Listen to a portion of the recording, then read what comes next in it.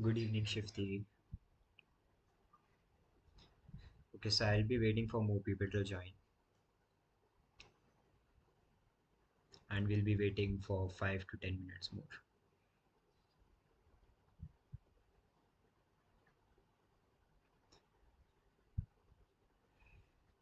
Good evening. Good evening, everyone. Good evening.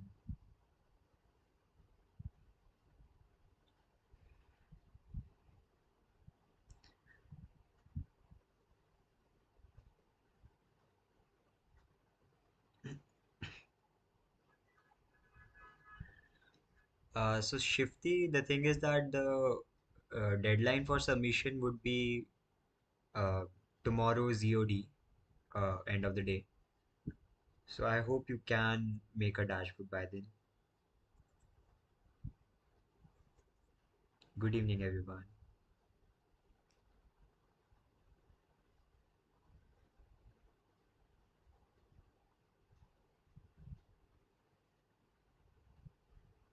I can see you, Akash Chaudhary.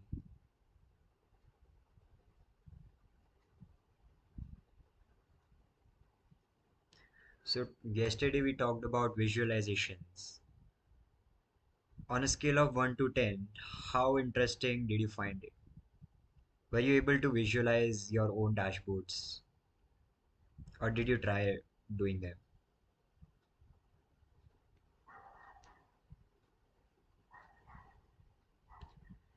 Yeah, Vibha, you do not have to submit the dashboard by today. You have time till tomorrow, end of the day.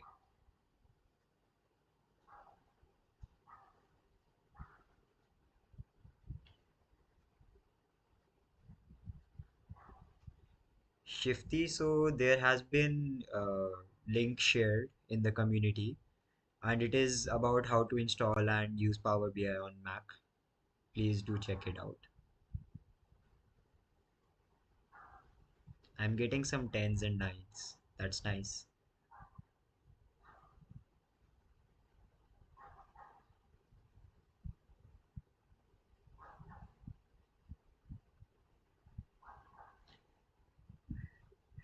Yeah, Akash, it is about a business mail, and you do not have to sign in. Most of the features are already available.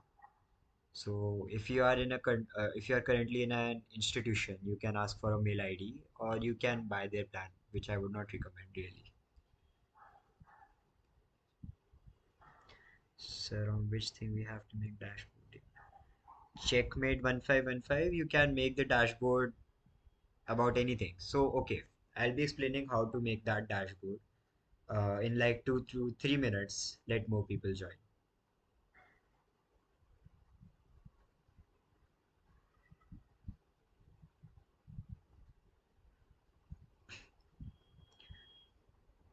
Slot. So there's link is available on the community post.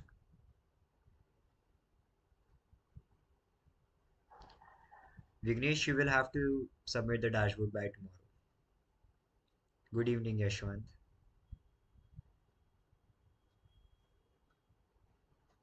Durgam, you will be shared a link.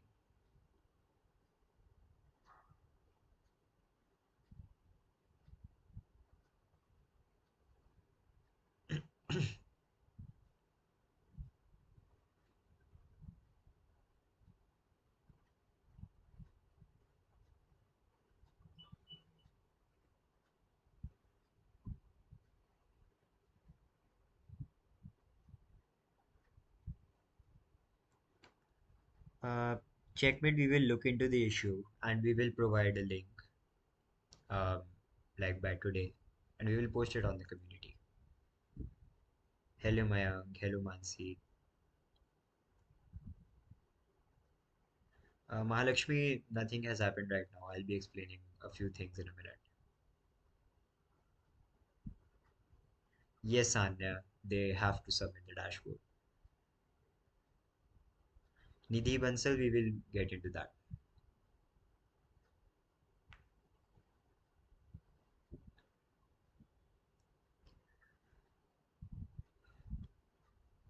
Yes, Ayush, we will get into that. So basically, the resources for day 3 are currently empty because I'll be using resources from day 2. Yeah, Brahmadeep, the dashboard does not have to be too complex. It has to be simple and it has to be something summarizing of what you have learned from these sessions. Yes, Mansi, day 3 resources are empty. I'll be taking up day 2 resources for today's session. It's okay, Somdatta. Okay, so some people have joined, and I'll get into how to make that dashboard for the submission. So the thing is that uh, anyone who has missed classes or was not able to fill the form for the past 2 to 3 days has the chance to submit a dashboard by tomorrow end of the day, and that dashboard may contain a data set which has been shared already, or it may be any data set you find on the internet. You can explore Kaggle or any other websites you want to explore, and you can take a data set from there. You have to upload it on your Power BI, and you have to make some simple charts. It should not get too complex. I mean, you can make them too complex, but they do not need to be. So you have to make like 1 to 2 page, and it should be reflective of what you have learned from this session. So it should include charts, it should include slicers, it should have an insight. And yes, so basically the dashboard will be about that. And you are free to make whatever dashboard you want. And you have to submit it by tomorrow, end of the day. Anyone who has submitted the dashboard will get the certificate, irrespective of if he has attended the classes and answered the quizzes for the 3 days. The link for the dashboard submission will be shared by the end of the session. Yes, yes, Juhar, if you have attended the sessions, you will have to submit a dashboard. The dashboard does not have to be too complex. It should be reflective of what you have studied.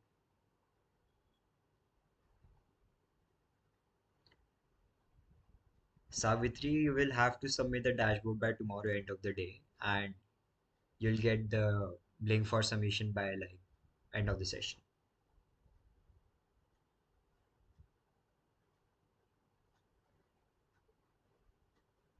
Yeah, sure, Anjali Gayak, that's an interesting dashboard. If you have made it, you can. Uh, all right. So, any more sessions, any more doubts if you have, they will be answered by the moderators in the chat. I'll be continuing with the with my part. So, for the today's session, I'll be getting into something called DAX. Now, if you go to this tab, we have been working with the report tab for so long. Now we will be moving to the table view. So first of all, you have to be working with the dashboard with the data set that has been shared on the day two. And it is the data set containing all the mental health, sleep health data set. Yes,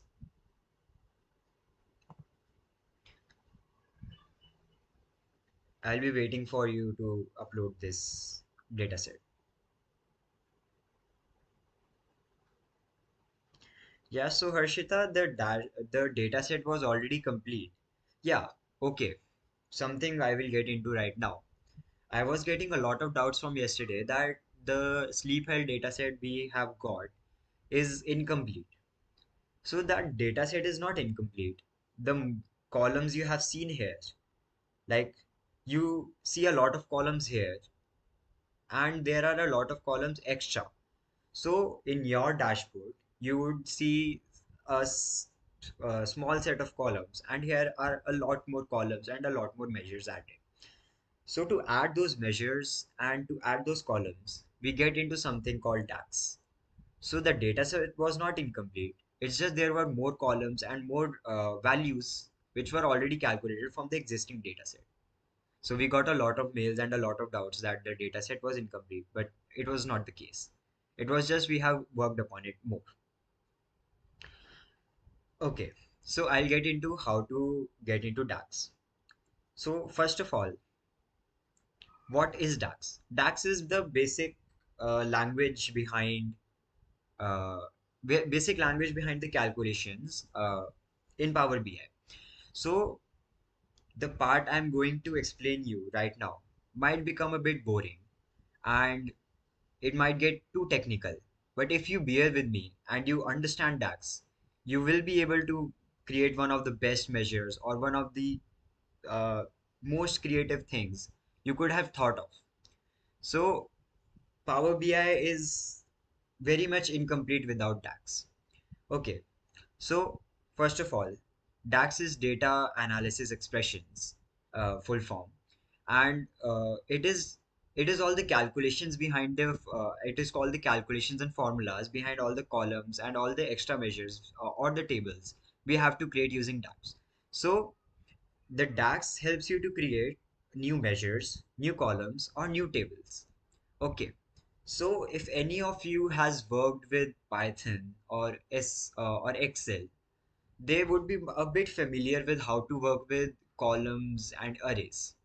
So your past knowledge about all that Excel and Python will eventually help you here. Although I'm not going to assume that you know it, I will be explaining everything from the rock bottom. So getting into it. So first of all, I think you can see this data set. Now, what I want you to do is just be here and I want you to click on new table, right? Now, when you have clicked on the new table, I want you to copy this formula. What this means, I will get into it later, but for now, I want you to copy it.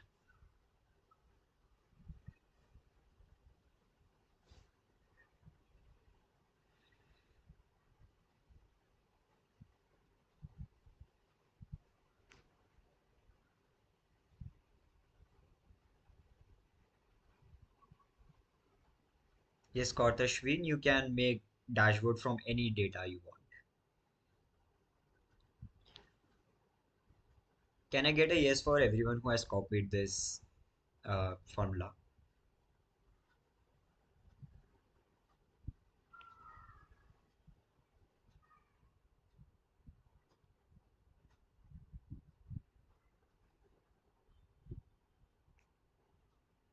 Okay, okay. I'll be waiting till 7:19, like a minute or two more.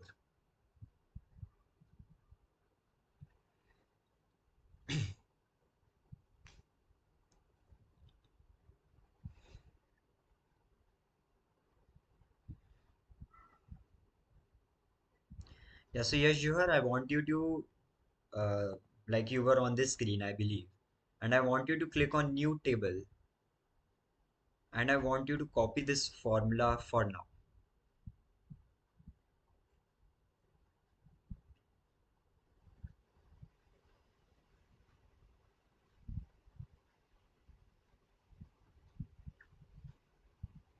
Okay, I'm getting a lot of yes, so I'll be moving forward. Okay, so first of all, I'll be getting into what is called column array algebra. Do not be scared of this term. It is simply how we work with columns and arrays. Arrays is nothing but column lists. So you do not have to get confused too much. I'll be referring to arrays as columns. It's just anyone who has been a bit into programming will understand arrays more. So I'll be using the word columns here. Uh, for now, let us suppose the first series is everyone facing the problem of volume.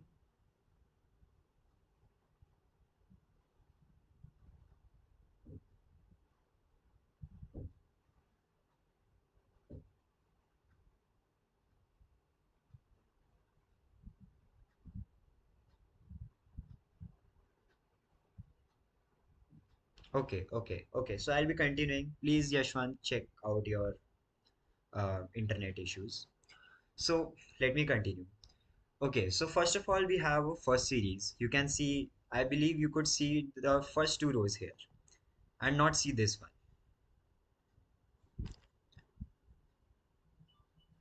Okay, so what are column arrays is, yeah, I have explained what are column arrays, and I want you to understand how to work with them. So there are two, three operations you can perform with column arrays. You can multiply or you can perform operations on a column with a single integer, a single integer integral value, or a decimal value, basically a single value. Or you can multiply or perform operations from a column with another column. Okay, so the difference is that suppose I'm taking the first series. Now, what I want you to do is, first of all, you have to click on new column,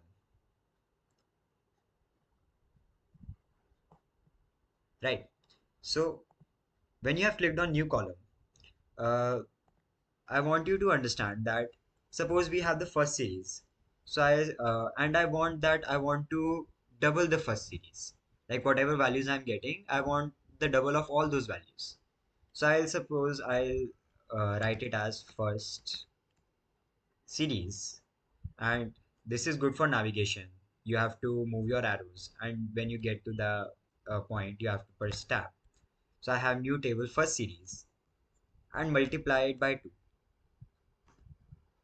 Now what I see is that every single uh, row in that column has been multiplied by 2.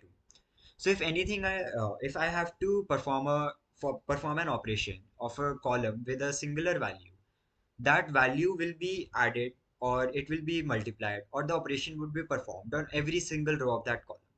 So suppose instead of multiplying it by 2, I wanted to just increase by 2. So yes, we have that every value is increased by 2. All right. So this is how new columns are made using the column arrays and integrating them with a singular value. All right. So the second thing is that we can perform operations on we can perform operations of a column with another column. All right. So what I want you to do is, suppose in this series I want to add first series and second series, nothing else, nothing more. I want to add this with second series. Now as you can see, what will happen is that we have a first series and we have the second series. Every subsequent row of the first series will be added to the subsequent row of the second series. So 1 is added with 100 and we get a 101. 2 is added to 110, we get a 112. 3 is added to 120, we get a 123. So the iteration will work on each column, on each row of that column, and column by column, on row by row, it will keep on adding. So suppose I'm writing, suppose self only add, and what if I multiply? So everything is multiplied. So you can perform a lot of operations. Suppose, suppose in this case, uh, I make a new column and I say it represents cost. So I'll say the cost is first series plus 100. Simple as that. Do not get too confused. Cost does not work like that. But I want it to just work like that here. So suppose second series is something like revenue. I'll rename it. Right. So I want to make a new column that will show profits, and that would be revenue minus cost. Right. So suppose I go to table tools and navigate to table tools and I press a new column. So that new column will be called profits, and that would be simply revenue minus cost. So you can make new rows, new columns using that. Right. So what we have learned here is that how to perform operations on column arrays with a singular value, and how to perform column operations with another column. ठीक है. Now we will move on to another part of this, and that goes into masking. This is a concept which is much familiar to someone who has used NumPy in Python, uh, but I assume not a lot of you have done that, and I'll be explaining what masking is. So what masking is about, we have to filter a value. Suppose we have the revenue, and what I want to do is that I want all the values that are greater than 150. So what you can see here is that uh, for this is very similar to how a is column works with a singular value.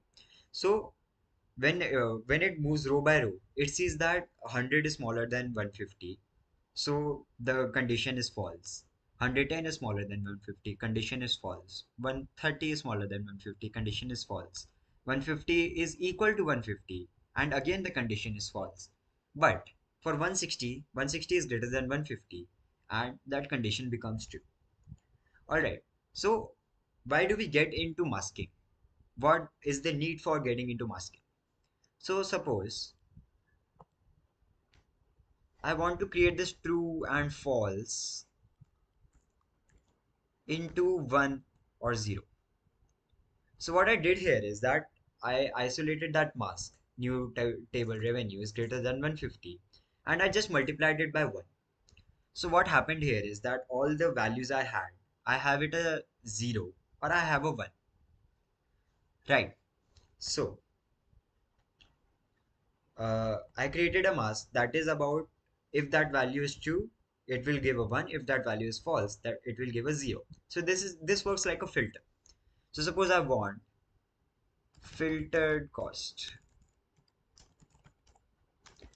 and that would be cost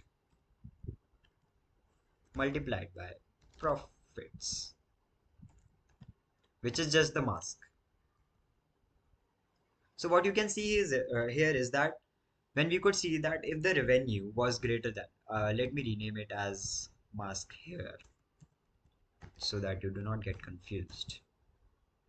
So what just happened here is that revenue, uh, the mask filters out all the values which are smaller than 150, smaller than or equal to 150, and we can see the cost of all those values which are greater than 150. So what we could see is that we have filter cost as 0 for all the values greater than or smaller than or equal to 150. But any value greater than 150 gives the cost of that item. So this is how the column arrays works. And column arrays with a singular value, column arrays with another column, and creating a mask. Right. So what I want you to do is that masking has some uh, limitations, right? So what if this cost was a decimal value? Suppose I have to do something like, uh, let me see, just a minute. Um, so suppose I do cost and I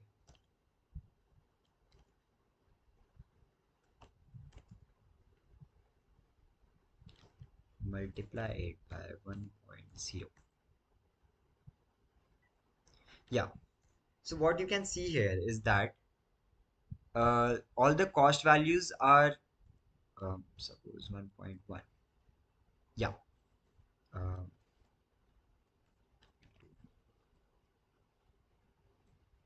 all right. Now, what I want you to understand is that there will be a lot of decimal values here, but you do not see a single decimal value. So, what Power BI does is that it it estimates the value to the nearest number, right? So the number is registered as an integer, but when you are multiplying it by a decimal, it will still keep it as an integer. So in these cases, mask would fail, right? So the better way of creating a mask is like we can simply use a if statement. If revenue is greater than 150, so suppose I would like to write true here, and if it is not greater than 150, it would be false, right? So the syntax of this function is that we will start with an if statement, and then we write a condition that if new table is greater than 150, new table's revenue is greater than 150. Now what it will do is it will go row by row and check if this value is greater than 150, then it will return true. If it is not greater than 150, it will return false, right? Yeah, exactly, Vibhuti, you're getting it. It is very similar to the if function in Excel. So suppose this is here and I write this. As you can see that I'm getting false, false, false, false, false, and 2, 2, 2, 2, 2. So this is how you create a mask using if. And this is generally how you use the if statement, right? Uh, Moving on, what I want you to understand is that,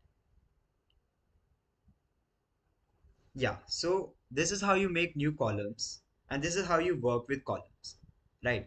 So suppose I want the average of revenue here. How would I make the average of revenue, right? So what what we will do is that we will create a new measure. Now, you would be a bit confused between what is a measure, what is a column, and what is a table. So suppose if I want a singular numerical value which is calculated from a lot of columns or a lot of tables, so I would use a new measure, and that would be just a single numerical value.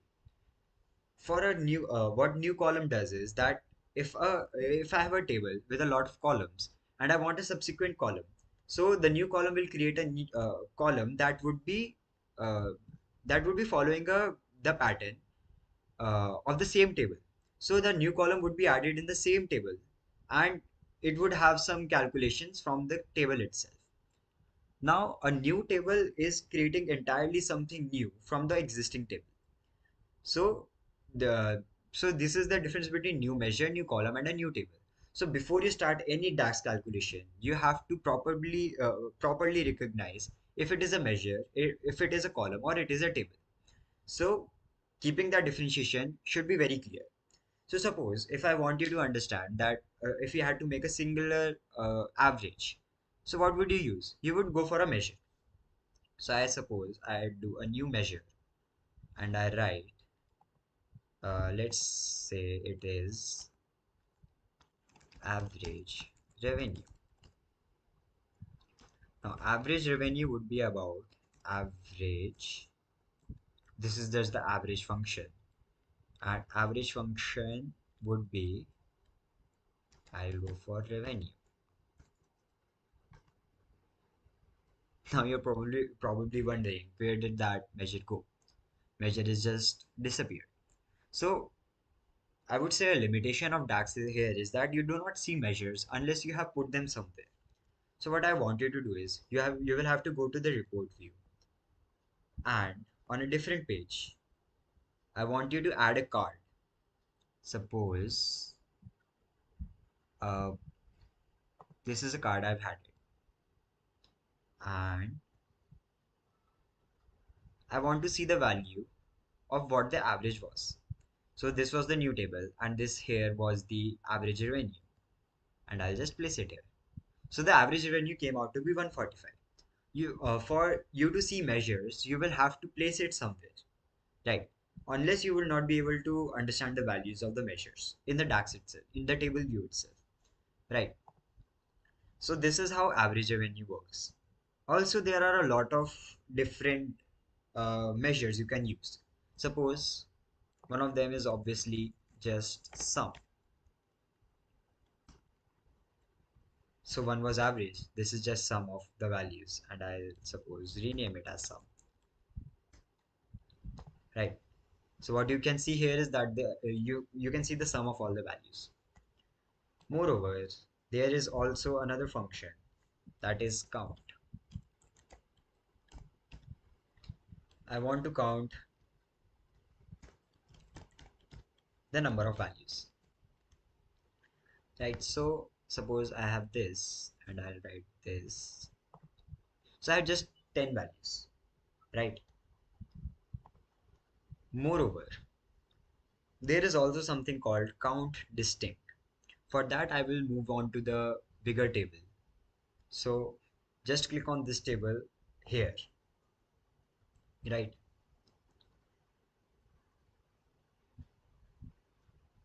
Uh, if you are not able to load the data set, I would request you to do it right now and just follow the session and ignore what you have missed on and watch it later. Yeah. So continuing, we move to the table of sleep health dataset. Now moving on, suppose I want to count distinct. I'll add a new measure and I say I want to count distinct gender. So the function is just a minute. Yeah, so function is distinct count and I want to count the gender.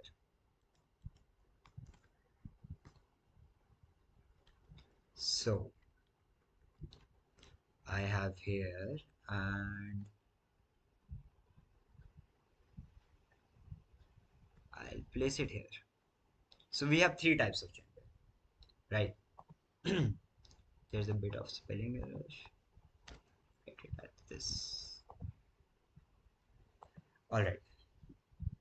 So this is how the distinct count works. There are a lot of aggregation functions like this, and you can perform a lot of formulas and operations on this. So what are those? I would like you to explore them yourselves. Well, while you're making your own dashboards, you will have to explore more of these functions and use them, right?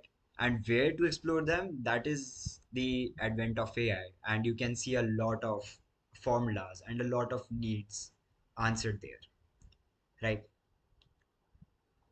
Moving on, uh, that was how measures work. Also, what I want you to understand that coming on to here, suppose there was new table, right? So suppose I make a new column, and that column is simply revenue divided by filtered cost. So I'll say this is just divide, and using our logic, we write revenue here and divided by filtered cost. Oh, we see an error. What is this? We see an infinity, and we do not have to work with infinities. So what do? There is a specific function Power BI has made for it, and that is literally just divide to deal with such values. Suppose I have divide, I'll write revenue and then I'll write filtered cost. See, what divide function does is that whenever you divide something by 0, it will leave it as blank. And for every value you have, it will for every valid value, it will divide it. It helps you to deal with a lot of errors, and it is very preferable to use the divide function whenever you can, right? Also, I want you to understand there is another function. We are done with divide. All right, I'll take a stop here, and I want you to uh, shoot your doubts in the comments.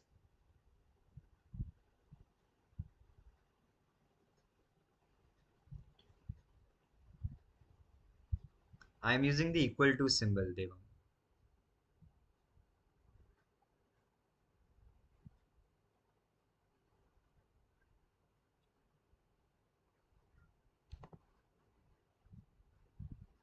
Are there any doubts or can I move on? I want a yes if I can move on.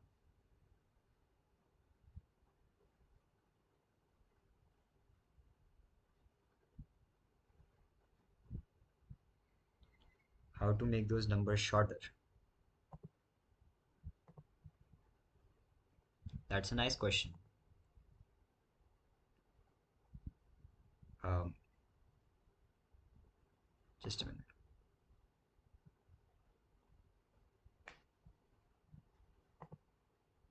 So this is how you do it. For every number you have, there is a format of decimal number, and you can write, literally type in what is the number of decimals you can allow. So suppose I have written 2, suppose I have written 3. So it will allow more of decimals. Yeah, LabX Gamer. This is similar to Excel, and anyone who has used Excel will relate very much to this.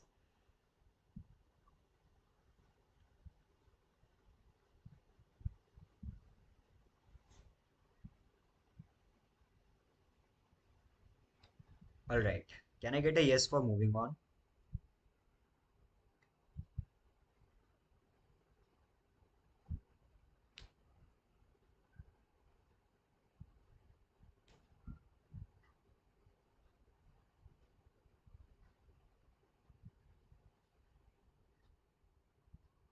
Okay.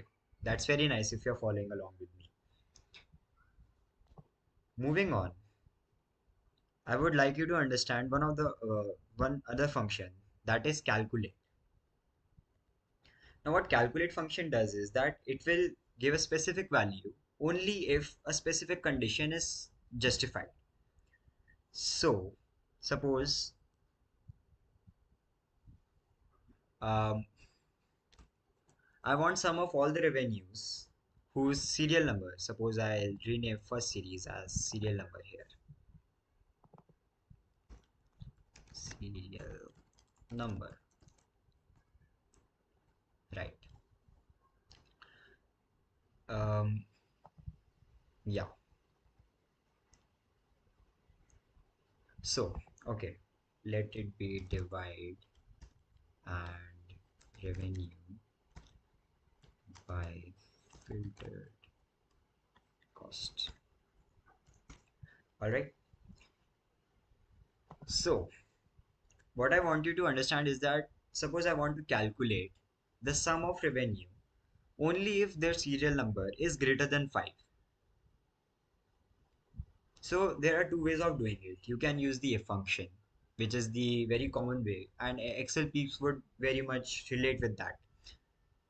But Power BI has got a workaround, and they made a calculate function, which is very important for further operations you would be doing. So there is the calculate, and calculate would be sum of revenue only if serial number is greater than 5. Where do we see it?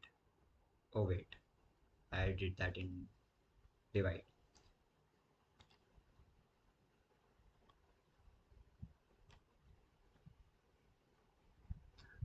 Okay, what you can see here is that this is a common error.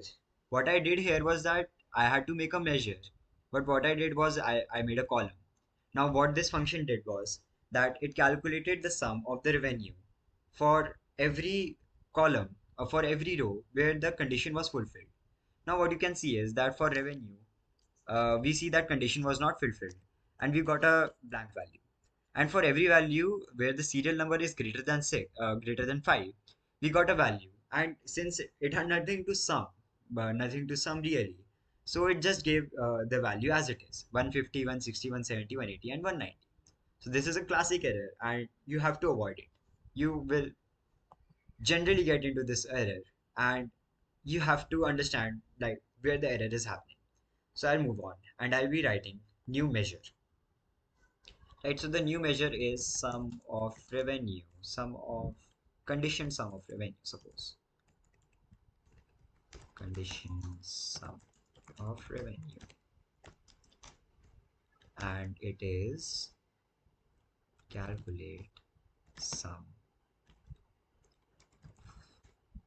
revenue if the serial number is greater than 5. Now I'll have to place it somewhere. So suppose I place it um, here. So we got us 850 and we cannot manually verify it, but just trust it. So the sum is that it would add all the values if the condition is fulfilled, right? So this is a very good workaround for using the if function. You can either use a calculate function or you can use an if function. And you will have to very meticulously understand when to use a new measure, when to use a new column, and when to use a new table, right? This is an error I did here. Moving on, there is also another function that is simply switch. Now this gets a bit interesting here. Now, suppose I'll move on to, okay, suppose I want three categories. If the serial number is smaller than 4, I want it to be named as A. So for values 1, 2, 3, I'll get an A. For the values 4, 5, 6, I'll get a B. And for the values 7, 8, 9, 10, I'll get a C. So how do you think you would want to approach it? Like, what is the function you would like to use here?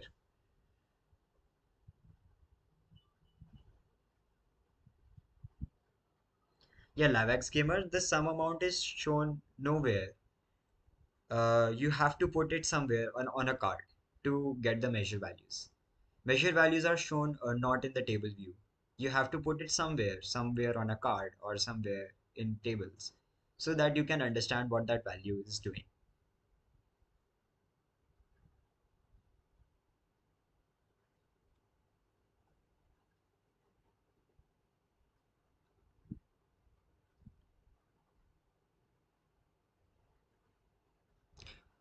Okay, continuing. Yeah, so suppose I want to create ABC category. So one is the long way. I can use a lot of ifs and a lot of else statements. So suppose I go on for making a new column and I name it categories and I name it as let me zoom in a bit. Yeah. So if serial number is smaller than 4, I want to get an A. Okay. Something you have to understand is that for all the values that are strings are basically alphabets. So suppose you have written an A, B, C, or something you want A, B, C, 1, 2, 3, like they are combined, alphanumeric values basically. So all the alphabets and all the sentences you are writing, it has to be double quoted. That is similar to Excel and that is similar to Python too. So you have to write all the text as double quoted. For all the numbers, you will write it as it is. Right. So suppose if I want to create the categories. So if the serial number is smaller than 4, I want an A. Else, if the serial number is smaller than 7, I want a B. Oh, B. Else if the serial number, oh, else if I want a C. Simple. And I will have to close all the brackets. I got AAA, BBB, CCC. Right. So there is a workaround. You do not have to use a lot of ifs. There is something called a switch function. So the switch function basically works of giving a new value. Let me get into it. So suppose I get into this sleep health data set. Just a minute. Let it load. Right. So what I did here was that if you go to the yeah. So this is a column I made from using gender. So what this switch function does is that it matches it to some value. Now this switch function might get a bit complex here. So I want you to follow and I want you to clearly state what you are not understanding and what I have to improve. Right. So in here, what I wanted was that I used a switch function, and for the switch function, you first write a condition that you are using this. You want this value to match, right? So suppose I've written gender, and the gender has three type of categories. There is other, male, or female, right? So for gender improved, I write that if that gender is other, I want to get a 3. If that gender is male, I want to get a 1. And if that gender is female, I want to get a 2. So this is how the switch function works. And yeah, so what I got was that I could see a gender improve. And for all the other values, I got a 3. For all the males, I got a 1. And for all the females, I got a 2. Right. So the switch function did was that it matches the value from a specific value, and it replaces it, kind of replaces it. Right. So this part get a bit interesting. That what if using sleep health dataset gender instead I write a true, a simple true. So let me get here. So the switch function is basically working on how to match those values. Right. So suppose I write here switch. Oh wait, this is a new table. My bad. So suppose there is categories, and I'll be making categories using switch. So I wrote a switch. I wrote a true statement here. Now this is the expression that if something gets true. Earlier the expression was that if there is gender and the gender has other or male or female. Now I'm not writing there is a column or there has to be other or male or female. It just has to be true, and true can be anything at all, right? So suppose I can write an if-else statement using this switch. So suppose I write that I want serial number if the serial number is smaller than 4. So if this value gets true, which is matched to the expression, I want an A if this serial number is smaller than 7. I want a B, or else I want a C.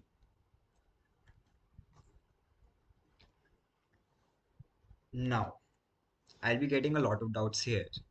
If you do understand how this switch function works, I want you to write an yes. And if you do not understand it, I'll be explaining it again.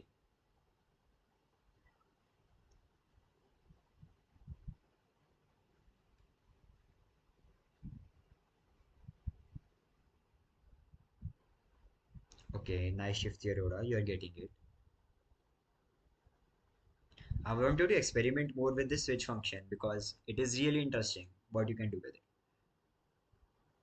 I'm getting a good amount of yes, and I'm honestly very happy with you guys that you are able to do it. Didn't get the switch part in too. Two part in switch. Okay. So do you understand what was happening here is that in the sleep health data set, when I was having this gender improved. So what it was doing is that I had a measure that you have to complete you have to compare every value within this column.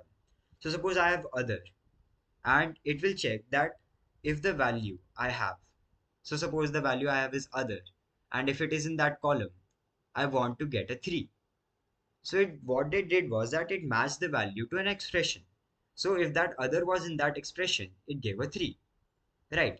So if that male was in that expression, it gave a 1. And if that female was in that expression, it gave a 2. So what I'm saying is that here the expression was a simple column, and we were checking that if other male and female are in there, right? So what we did here was that we wrote a true statement as expression. This is a very good workaround. That expression can be anything. It could be a column, it could be a true.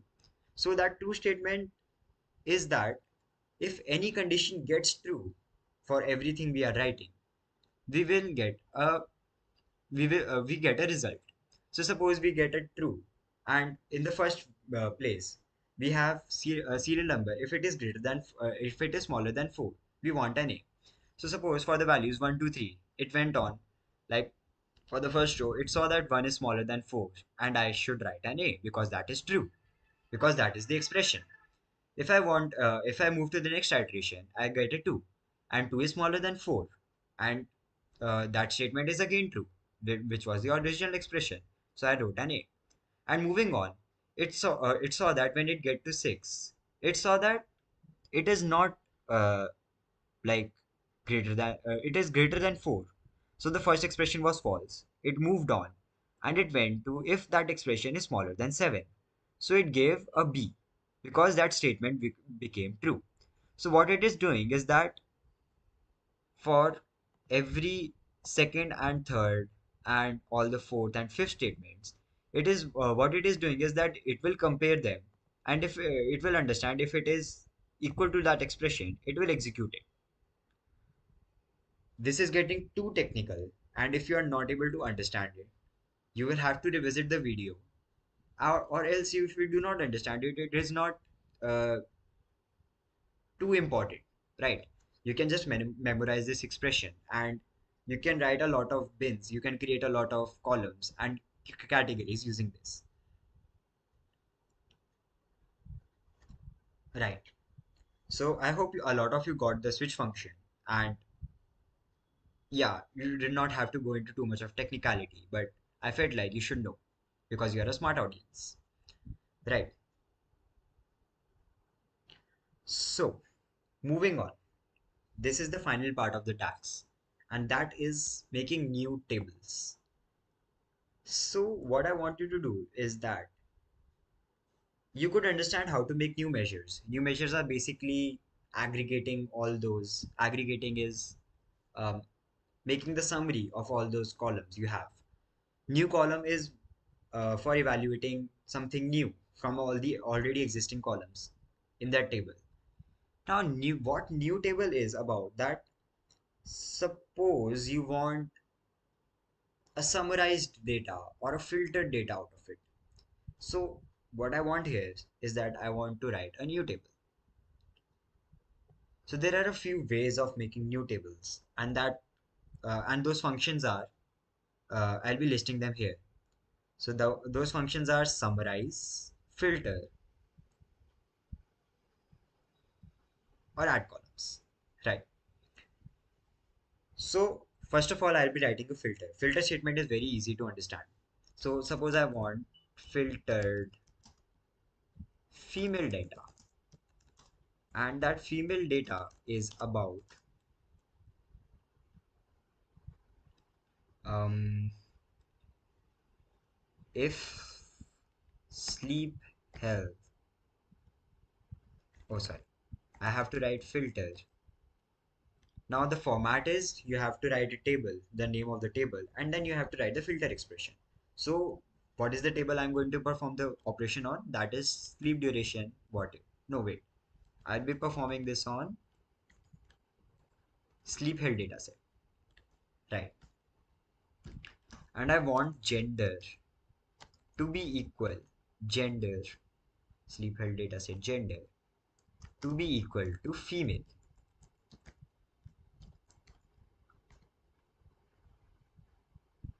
right? So what this filter function does is very simple to understand. Now what it did was that it gave a filter and it gave the table filtering according to the values. Now this is again what we can find in Excel. And if that value was equal to female, if that gender was equal to female, it just filtered the data and gave you a new table. And that new table was all the values only if that gender was female. So it is very easy to understand what that filter function does. Now I'll be moving on to summarize. Now this gets very interesting. So suppose I want to create a new table. Um, I'll be waiting for 2 minutes for you to understand and you to execute this.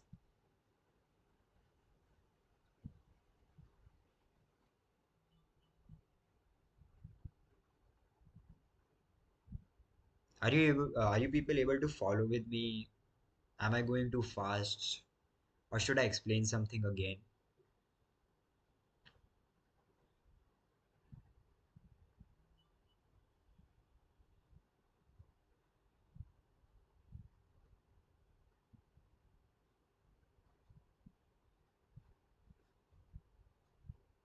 Clear, sir.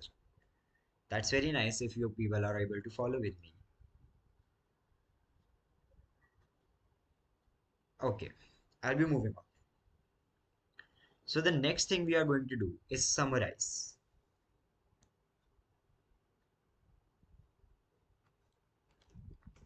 This is interesting. Oh wait, let me not tamper with this table. I'll make a new table and let's call it summarized table here. All right. So suppose I have the summarized table and I want to write summarize. The function is literally just summarize. You have to write the table name. So I'll write sleep health dataset. Oh wait, I want you to understand it weak here. Right. So what Power BI does is very intelligent. Like whatever you see on this drop down here, it is all the values that can be accepted by this statement. So it already filters out all the things you can place here, right? These are so moving on. We can either write a function or we can write a table. So it is doing exactly that. If it is giving you a table or it is giving you a function, and if you notice right here that this just a minute. Oh,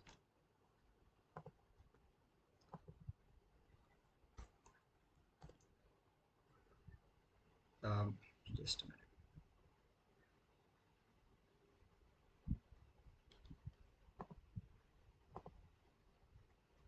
Mm, yeah, right. Yeah, so if you can see right here, there is a small table drawn here. So that is really smart of Power BI to make a small icon and it already filters out all the values you can write here. So this is just a small tweak I wanted you to see. Um, Moving on, we have to write a sleep health data set. And what I want to do is that I want to group by. So suppose first of all I had to write the name of the table. Secondly, I will write what I have to group this table by. Right. So the summarize function will go into uh, the values I should group it by. So again, I'll be grouping it by gender because I have three genders and I'll get an other, a male or a female. I can also group it by another column and I could go on like suppose there is gender and suppose there was age. I could also group it by age, but let's not get into it. right now. I want you to understand how to group it by a single value. If you want to group it by another values, you will have to experiment with it more. So I'll write something like, let me check. We have a sleep health data set here, and let's assume I'll be taking the average of sleep duration hours because I want to know the average of each category. So moving on to summarize table, I have, uh, okay. First of all, what you have to do, the format is you have to write the table, then you have to write the name of the column you are going to group it by. Then what you will do is that,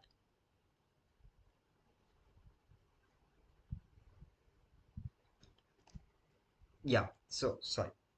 Right, what you have to do is that you will have to write the name of the column you are going to add. Suppose I want to add average sleep, and then I'll write average of sleep. Just a minute.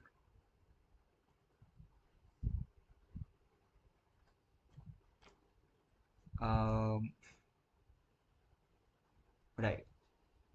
Okay, let's remove sleep. I'll be just a minute. Right. We have sleep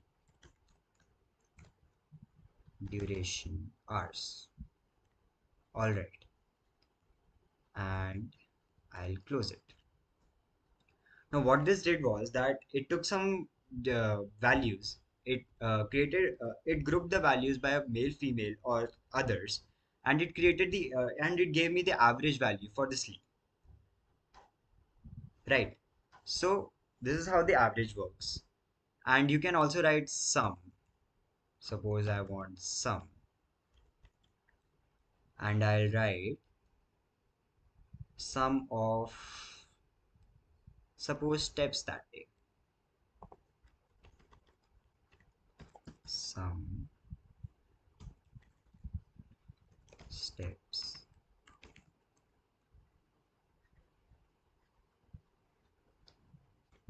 sum of steps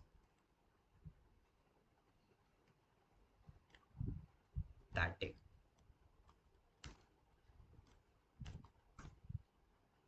So it gave me the sum of all the values here. So this was how you can make more new tables. You can either summarize or you can filter them, right?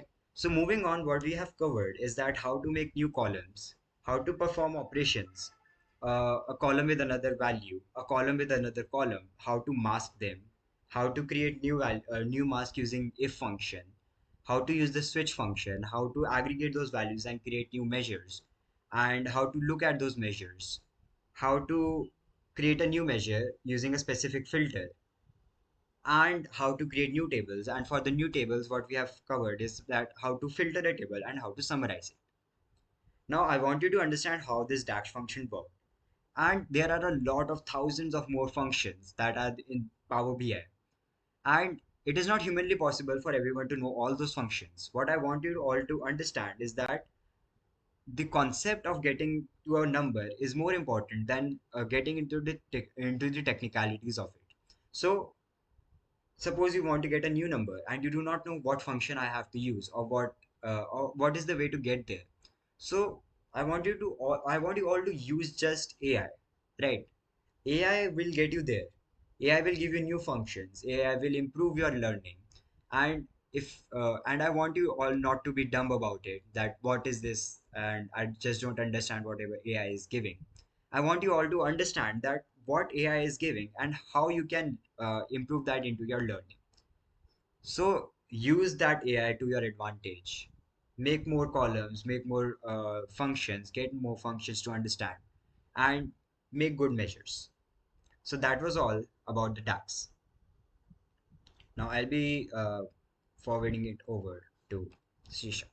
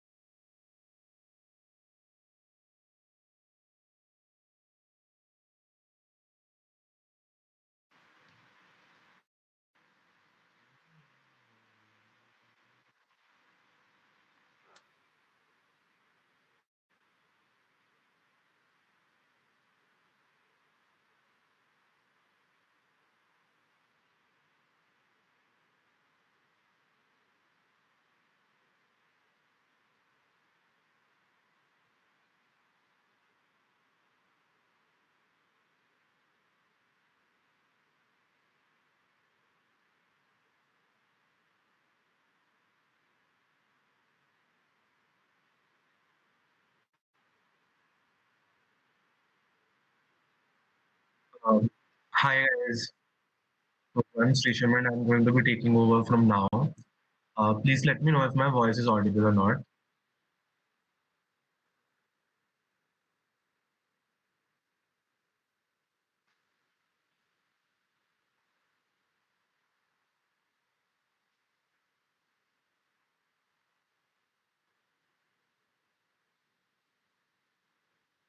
Okay, so my voice is audible. That's fantastic. So right now, till now, you guys have all learned how to use slicers, how to use DAX and how to make a dashboard. So we have learned all about that. So what we're going to be focusing now is now we're going to go one level deeper. Because right now your dashboard shows data. What we're going to do now is your dashboard is going to respond to whoever is reading it. So you have already used slicers to filter data, right? Now what we're going to do is I'm going to show you something else, right? So in a slicer, if you click on the employment status or young and active, like I've clicked over here in the age group part, say I clicked on employed, the visuals they narrow down, you know, and but here's something different. What if the visuals themselves could filter each other out? Yeah, just by clicking directly on it without a chart. Like if I click in the work stress category, if I click on high, the visuals are directly filtering themselves out. So that's called cross filtering. It means that every visual on a Power BI page is connected to every other visual by default. When you click on a data point, be it anything, the all other visuals respond and narrow down to match to what you clicked. Now there are two types. There's cross filtering and there's cross highlighting.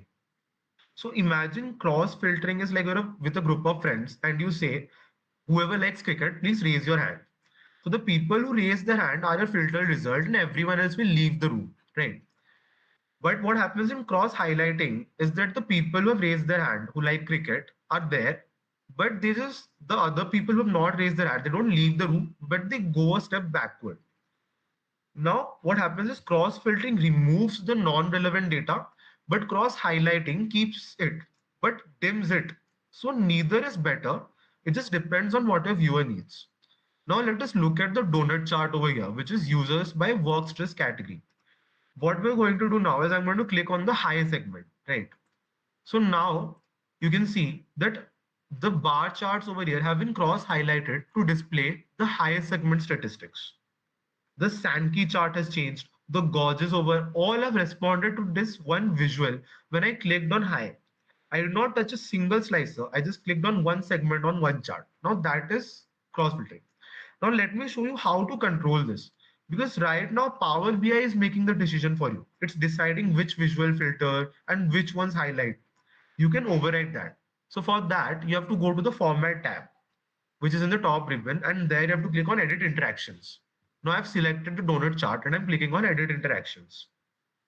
Now look at the page. Little icons have appeared on the top corner of every visual. A filter icon, a highlight icon, and a none icon. So the filter icon right now I've selected the donut chart as my controller visual. For each other visual on my page, I can now decide when someone clicks on the donut, should that visual filter, highlight, or do nothing at all. So click on the highlight icon on one of the bar charts. I'll be clicking on this one. So what will happen now is when I click on high in the work stress category, this bar chart will do cross highlighting. And over here, I'll click on filter. So what will happen now?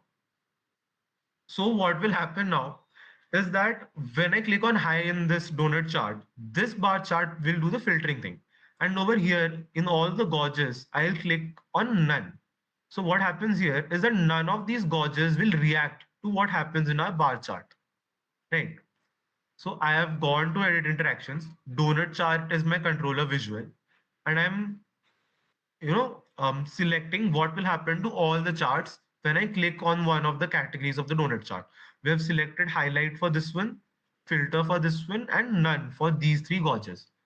Now, once you're done with editing how your other charts will respond to your controller visual, you just click on edit interactions again and the icons disappear. So now I'll click on high again. See what is happening over here, right? Now you can see that this part is being cross highlighted. This part, there's no highlight like over here. There's no dim part. It has been cross filtered. And regardless of high or low, all our three visuals, the gauges over here, none of them have changed because we have applied the none filter to this, right? Now let me edit this and make this one for filtering. So once we click on filtering, this is how the effect happens. There's no dimming and no highlighting. Just all the non-relevant data is filtered out. Now here we'll use highlight and see how the important part is highlighted for our focus and the other part is dim. So this is how it works. Sometimes because you want to anchor numbers like the average depression score, the average stress levels, so you can click on none. Sometimes you want them to focus on how this part relates to the other part which is in background. So you want them to highlight. And sometimes you just want to completely remove the irrelevant data. So you want to click on filter. This is how cross filtering works. Now, are there any doubts regarding cross filtering?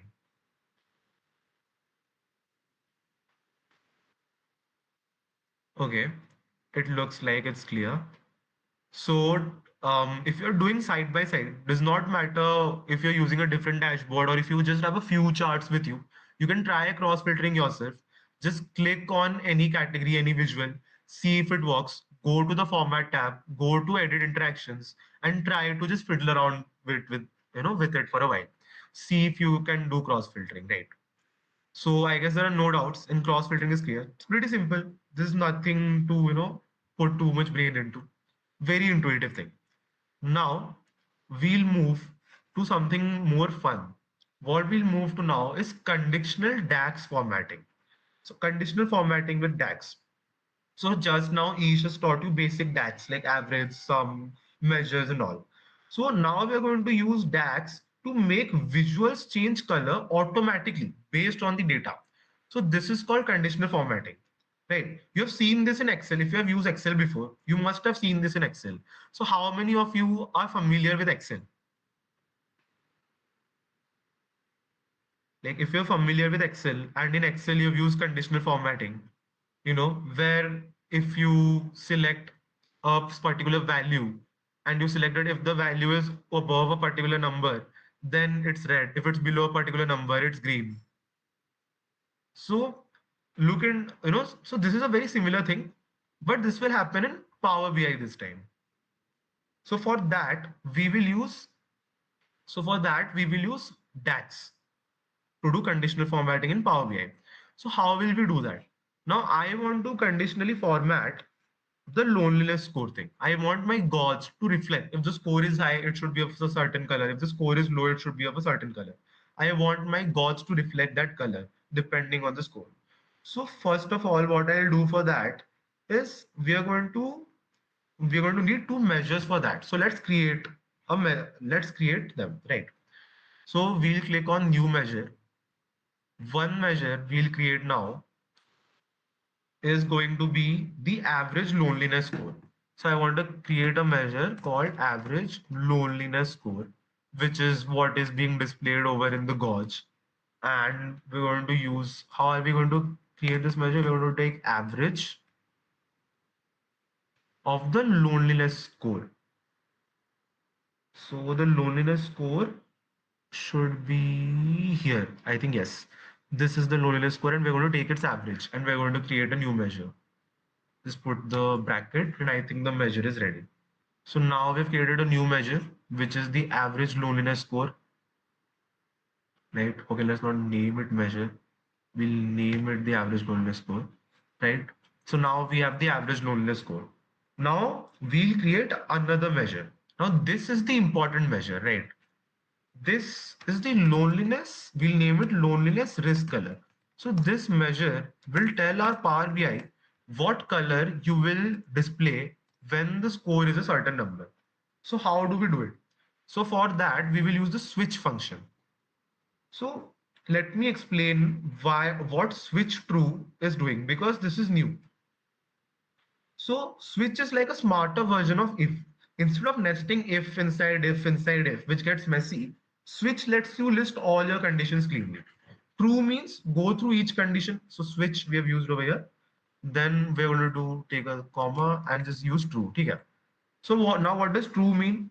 True just basically means that go one by one and return the result of the first one that is true. So it checks, right? Now let me write the whole code. Now I'm just writing it manually, but it's not necessary that you write it manually. I would prefer, like Ish also said, that you use AI, right? Make AI write the code for you. There's no point trying to sort of write it manually. It just saves time. As long as you understand the, you know, intention behind the code, why you are using it, it's absolutely fine to make AI write the code for you. Then you just copy paste it and put it here. But since I want to show it to you guys, I'm going to be writing it manually. It's a very simple code. There's nothing to be worried about here. Like I want my average loneliness score, if it is above 15, to be red, because it's an indicator that someone is too lonely and it might be negatively affecting their mental health. Next, again, we're going to see the average loneliness score. So this time we'll put the number above, say, 8. If somebody's average loneliness score is above 8, we want them to have the color amber. So if the score is above 8, we want it to have amber. And if not, then we're going to use green. Bro is, mentally chill. He's in a nice mental space and he's doing well. So now we'll just put the bracket, and I think that sums up our measure, which is the loneliness risk color. So now we've created a new measure, which is the loneliness risk color. So that measure is done as well. So now let me explain you how this works. This switch is obviously a version of nested if, as I said, and true means that it will go through each condition one by one, right? So it checks if the score is above 15, then it gives it red. If no, then it moves to the next line where it checks if the score is above 8, then it gives it the color amber. If no, then it moves to the next line and just automatically gives it the color green. So the measure does not show a number. It returns a text, red, amber, or green. And we're going to use that text to drive the color of the gauge. Right. So now we've created our measures, which is the first part of trying to conditionally format with DAX. Now what we're going to do is we're going to select average loneliness score. We're going to go to its we're going to go to average loneliness score, which is the average of loneliness score. So this is the loneliness score average which is being used, but we'll use our measure so that there's no confusion. And because our measure is related to the loneliness risk color, that is what we've taken in account for our DAX from DAX code. Then once we have put in our related measure, we'll go to the format visual where you'll see, then there will go to colors, right? And then here we'll click on FX. Now a dialog box is opened, right? So here in the dialog box, we will want to click on, just give me 1 second.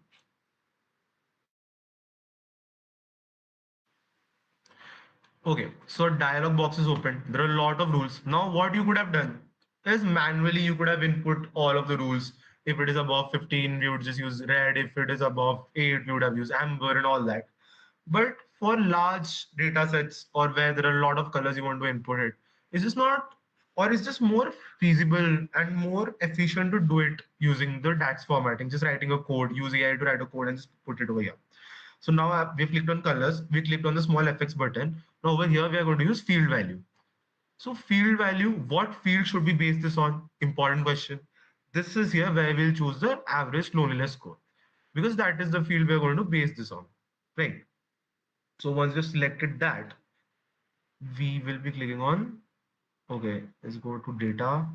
No, not this data. All data, loneliness columns, loneliness risk color. I think loneliness risk color should work. So now, yes. So we went to the field, we selected loneliness risk color, which was the code we had written in the measure about how the color should be, and we selected it. Now we just click on OK. And as you can see, since the score is between 8 and 15, the color of the average loneliness score is now amber, which is sky blue. Let us click on the high risk category people and see if it changes. It is still 10, so the color is still amber. Let us click on the low risk category people. Okay, the low risk category people are also within amber. The medium people are also within amber. is try and find someone who has minimal risk. Okay, this person does not have minimal risk. Does this person have minimal risk? Oh, this guy has a lot of risk. So we need to find someone with a high loneliness score so we can see. Lot of our people have loneliness score between 8 and 15, which is a good thing. Oh, see, now we clicked on pre-retirement. People who are pre-retirement, their loneliness score is 18, which is something to note. Obviously, if you just focus on the fact that they are, they have lived a good amount of their life, the children are maybe away for higher studies, they don't have children at home. So that's why the loneliness score is high. And just how we intended it to work, you can see that because the score is above 15, the color of our gauge has now turned red. Now let us look at in the young and active people. It's 12. You just look at the young and active people, it's 12. In the stressful years, it's 10. Pre-retirement, it's red, it's 18. Again, elderly, also it's 16. So what we are seeing over here is that the gauge is automatically changing on basis of the score, the color of the gauge, which is exactly what we wanted. Right. So now does anyone have any doubts on how we are using conditional formatting? Conditional formatting using DAX.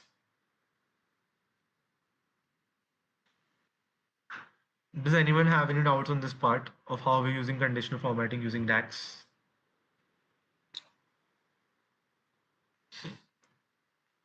Okay, I'll just wait for some time so that you can try it out yourself. Use a gauge. See if you can also do this conditional formatting. Don't stress too much about writing the formula yourself or the measure. Just go to GPT, ask it to write it for you according to what numbers you think are fine. Okay, let's see if any of you have any doubts. I think yeah, it's all clear. Few people are saying it's clear. That's good. That's good. Conditional formatting also very intuitive and easy stuff. There's nothing to be troubled by over here. Okay. So let's play around a bit, see if it changes. No, employed people are also lonely. Retired people are surprisingly not as lonely. Surprising. Students are lonely. Unemployed people are the highest lonely meter score. People in therapy are lonely.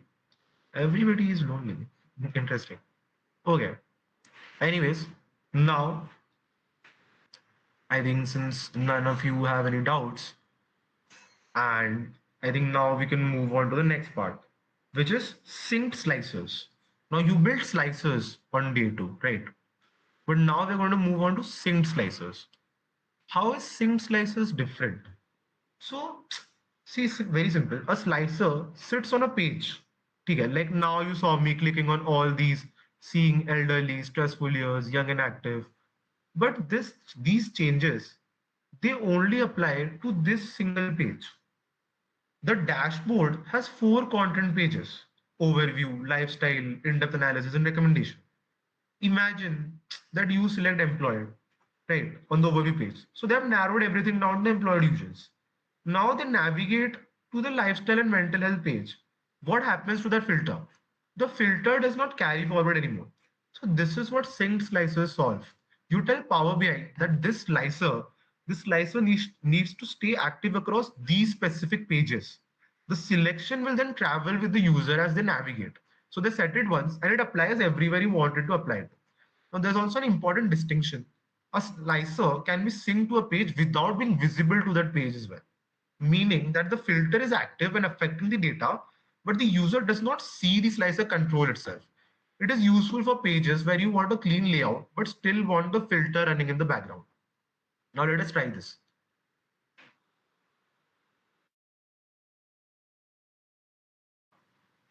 Now let's click on the employment status slicer. So I've clicked on employer. Okay, let's just click on the slicer. Now we'll go to the view tab.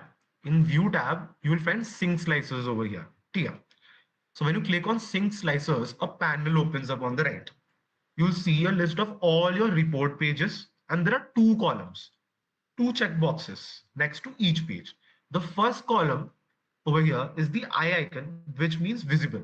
So this controls the visibility. If you tick this, as you can see over here, if I tick this, then the slicer is visible in this page.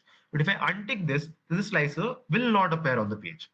The second column is whether the filter of the slicer applies to that page or not. You tick this and the filter applies to the page. You untick this and the filter is not active on that page. Now filter can be active on the page regardless of the slicer being visible or not. So that is not a matter of concern. Now click on the employed slicer and let us navigate to lifestyle and health. So over here, we have ensured that both these pages have the slicer of employment status, visible. So we want them to also sync to each other. And let us do one thing. Let us sync it to the in-depth analysis part as well. Okay, I think you guys want me to repeat the sync slices part. Okay, so I'll just tell it to you from starting only, sync slices part. Let's just undo the changes we made. Okay, undo. One sec, guys. Let me just undo it so I can tell it to you. Okay, so we'll go back. We'll go back. So just repeating the sync slices part. So slicers usually just apply to one page, the page they're in. So here, if I click on employment status, yeah, if I click on employment status here, it just applies to this page, but it does not carry over to the next page. So that is the problem that the sync slicer solves. What will happen in the sync slicer is you can decide that I want this employment status filter to carry over to lifestyle and mental health, to carry over to in-depth analysis. So that I just have to choose it once and then it carries over. Now, how do we get to sync slicer? What we'll do is we'll select the slicer. Now I've selected employment status slicer. We'll go to the view tab. Over there, view tab in the top ribbon, and over there we'll find sync slicers. When we click on sync slicers, this new thing opens up on the right side. Over here, what we'll do with this is there are two columns besides each page. The first column is on visibility, which is very simple. If you tick this, then the slicer is visible. If you untick this, then the slicer is not visible. Let me untick this, and as you can see, the slicer is not visible anymore. The second one is whether the slicer applies to a particular page or not. If I untick this, the employment status slicer will no longer apply to the overview page. So if now that I've unticked this, if I click, let me select employment status. Now the sync plus is unticked. If I click on employed, nothing should happen, right? Because it is not synced anymore, right? Okay. So now what we want to do is we know that the employment status slicer, we have the employment status slicer, but it is not, the employment status slicer is not there anymore in the in-depth analysis part. And there's also no space for the employment status slicer. So what I'll do is I'll go to employment status, I'll go to sync slicers, and what I'll do, because I wanted to carry over, but I also don't want the slicer to disrupt my clean layout. I don't want it to look like this overlaid on one another.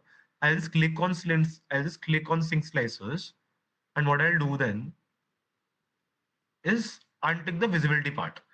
Now, the employment status slicer is not visible in the in-depth analysis page anymore, but its effect of filter will still be applied to this page. So if I go to employment status and choose employed, the effect can be seen over here. So if I go there, I'll choose student, and you will see that it has changed, right?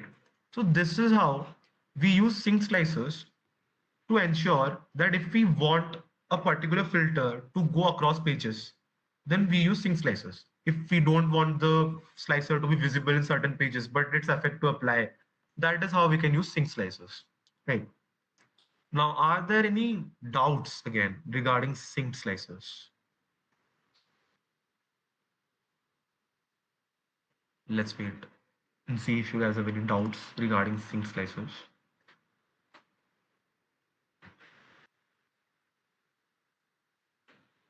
Also, guys, you should also try it out yourselves side by side. I'll just give you 2 minutes while I'm trying to sort out if anybody has any doubts. If it's clear to you, please go in the dashboard, try it side by side, use sync slicers, because for the certification purpose, you're going to have to submit a dashboard. So better try all these things right now. See if you can apply it in your dashboard in some way. Make it look cool, make it look functional.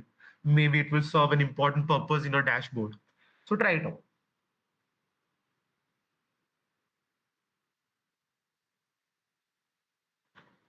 Okay, I don't think there are any doubts in sync slicers.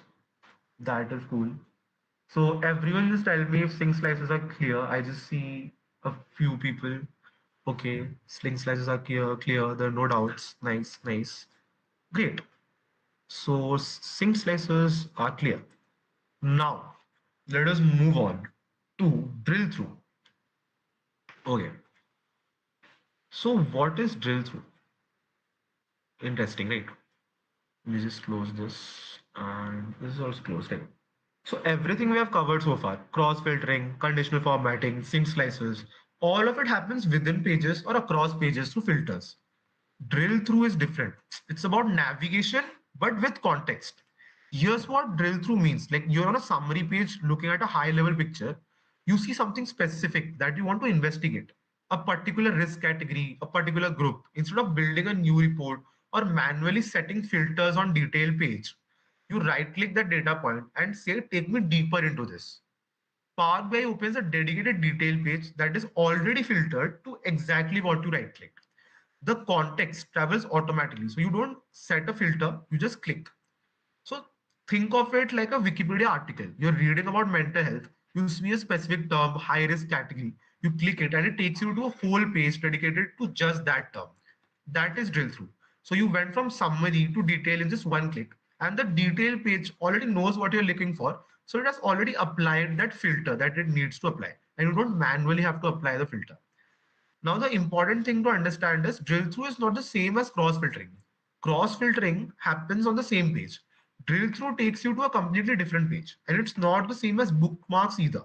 Bookmarks take you to a fixed page. Drill through takes you to a page that is dynamically filtered based on what you clicked. Now, let us try. So, before we can demo drill through, we need to set up a destination page. So, for that, we're going to use our recommendations page. So our recommendations page is going to be our drill through destination. So we'll click on the bottom of the recommendations tab and we'll get to the recommendations page where on the right side in visualizations, if you go and look at the bottom, you'll find add drill through fields here. So we go to the data pane and we find mental health category. I think this is mental health category and we add to the field. Yes, this is mental health risk category. So we drag it into the drill through well. Now two things just happened. Okay, let me just undrag it and then let me drag mental health category over here. Okay.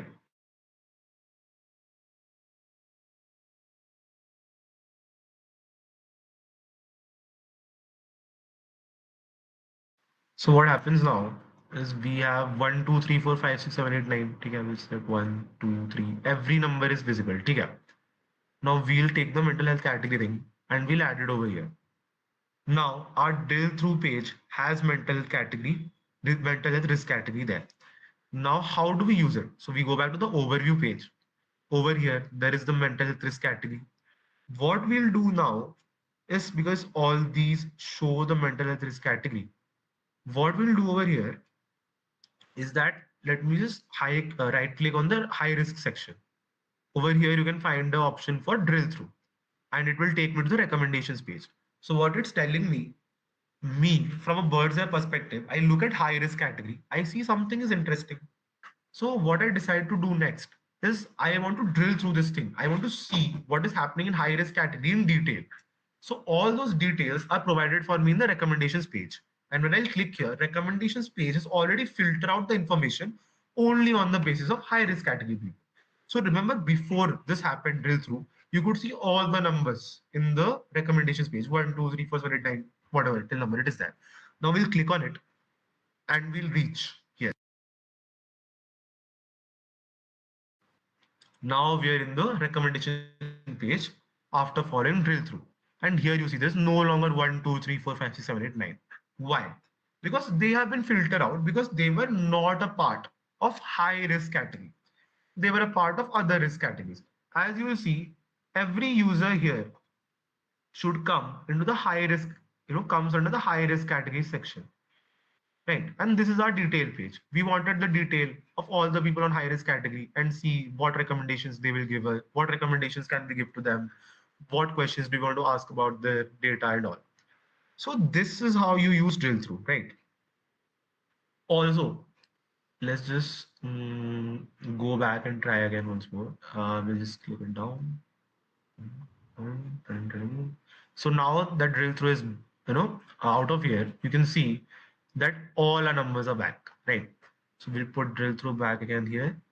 Then, as you can see, there are 416 people in high risk, 176 low risk, 20 minimal risk, and 588 in moderate risk, right? Hmm. Now, we'll go over here. We have again put that in drill through, right? So this time, let's look at moderate risk since it has a lot of people. So now we'll see, and let us click on recommendations. As you can see, now we have all the people who have moderate risk, right?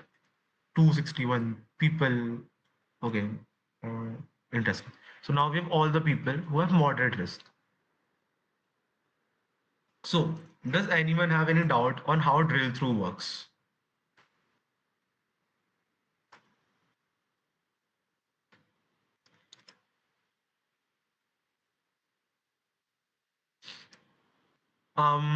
Jyoti, we'll be coming to the part on how you're going to upload your dashboard and all later on. First of all, I'd just like to ask everyone, is everyone familiar with drill through now? Does everyone understand the purpose of drill through? How it works? Is there any doubts? Should I go through drill through again?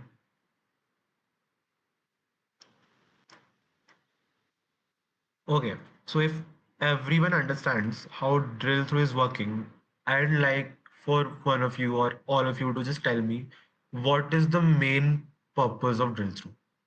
Does it work similarly to the filter tab? Yes, it works similarly to the filter tab, but the key difference here is you don't have to manually filter it.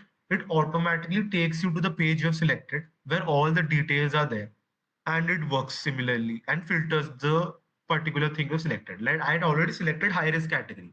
I had selected the recommendations tab to my destination page. So I did not need to go to destination page and then put the filter as high risk category. I just right clicked on high risk category and went drill through, and I was automatically on the recommendation page with it all filtered only for high risk category people. Right. So I think we're clear with drill through over here. If we're clear with drill through over here, everybody please just say yes or just type we're clear with drill through in the chat.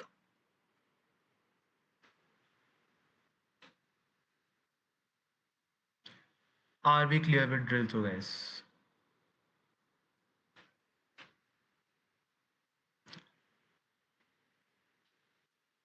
Let me just wait.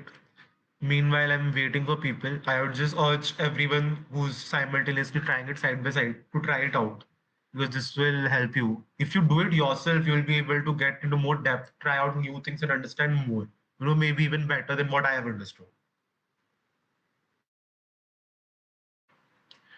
Now, one thing you guys might be wondering, okay, so Devam wants me to explain a little drill through again. Don't worry, Devam. Drill through is a very simple thing. The use case of drill through is from a bird's eye view. I find something interesting. Let's say I find the high risk category interesting. So I want to have a detailed page. I want a separate report on high risk category. Right. So what drill through does is you don't have to go to a separate page and filter out the high risk people for me. If I just click on drill through and recommendations, I have a separate page of all the information I need, and it is filtered for high risk category. If I go to overview and decide to do it for low risk, I'll just go there and go to recommendations. Now it is filtered for low risk category. So what happens is I don't have to again and again filter it manually, or I don't have to build separate pages and separate reports for it. This part is automated and one can directly in just a few clicks jump to a more relevant part. Right. So that is all about drill through.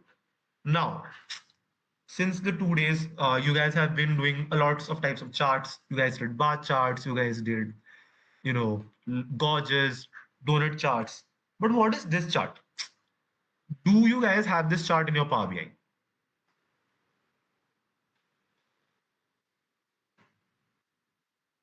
Does any one of you have this chart in your Power BI?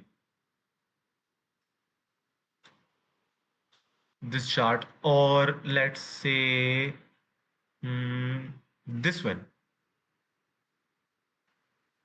Does anyone of you have this chart in your Power BI? Right. So these charts are not there in your Power BI by default.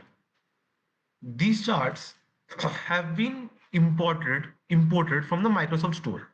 Now, catch is the problem is to be able to import charts from Microsoft Store, you need to have a signed in account and a signed in Microsoft account of an organization to be able to access such features, which most of you may not have. I do have it, so I can just import visuals. But in the future, if any one of you has a chance, the privilege to get a organizational Microsoft account, then what you can do to import visuals is just click on these three dots and click on get more visuals.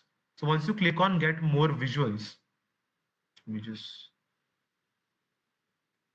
so once you click on get more visuals, what will happen? Let me just show you again. So what happens is you go over here, right? You click on these three dots, you click on get more visuals. So what happens is this pop-up box opens where you can search for the visuals you want. Like I want the Sankey chart. So I'll just search for the Sankey chart. I'll click on it. It will then load and then I'll just waiting for it to load. Once it loads, I'll just add it to my collection of visuals. It will then come over here and then I can use that visual which I need. Okay? So this is how you can import visuals from Power BI. Go to get more visuals, just scroll around, see if anything is of your use. There are a lot of people, making their own visuals, which one can use. Really, really cool visuals. There's a Sankey diagram, there's a dynamic bar chart, which I've used a few times, which is really cool. And a lot of charts like that. Whatever suits your data the best, try to get that in. Yeah.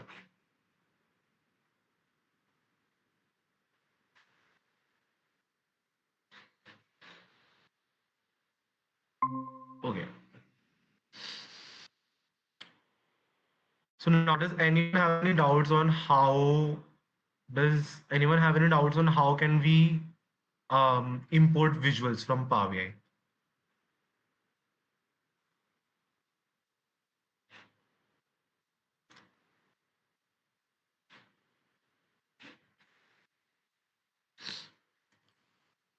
Okay, no doubts on how to import visuals from Power BI. Fairly simple to import visuals from Power BI. Just the catch is that you need to have a Microsoft organizational account logged in to your Power BI. It's not necessary. You can use the simple visuals and still create really good dashboards, right? Which we've been showing you. Now, let us move into a very even more important part. Probably one of the most important part. So everything so far has been around about how to build. So this part is about what to say because you can have the most technically advanced dashboard, synced slicers, drill through, conditional formatting, and it can still communicate nothing.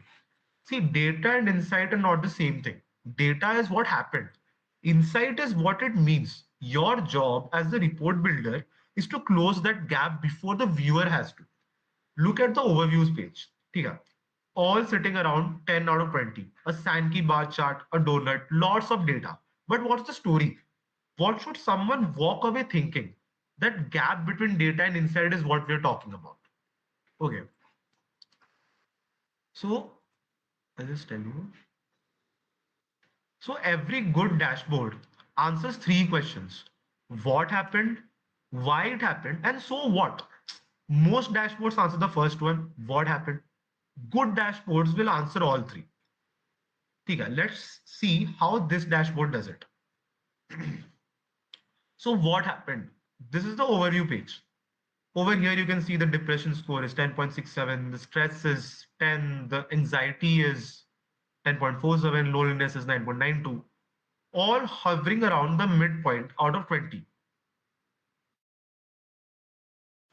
In the Sankey chart, you can see that 532 people are at moderate risk compared to 376 and 162 and 90. So most users are in moderate risk. That's what happened. Now, why? Why is the question? Which is the lifestyle and mental health page, you know, this will help us answer. So look at stress by age groups. You can see that the stressful years, you can over here you can see that 36 to 50, these are the stressful years. Here the average stress is 10.42. You know, cross that with the work stress chart. People who have people, you know, the age group that is overwhelmingly in medium and high work stress. So these are the peak career years and peak financial pressure. So that's why in this in this age group, the stress average stress is so high. That is the why of the dashboard, right? Now, so what? This is where the recommendations page comes in. For a specific user profile, the dashboard generates a personalized action. Like for user number one, the dashboard has generated a personalized recommendation, which is regular physical activity. Additional interventions may be needed. Consider engaging in social interactive activities or cognitive simulation exercises such as reading, problem solving tasks, or creative hobbies. Right. So this is Act 1, 2, and 3. What, why, and so what. So this dashboard has built all these three things.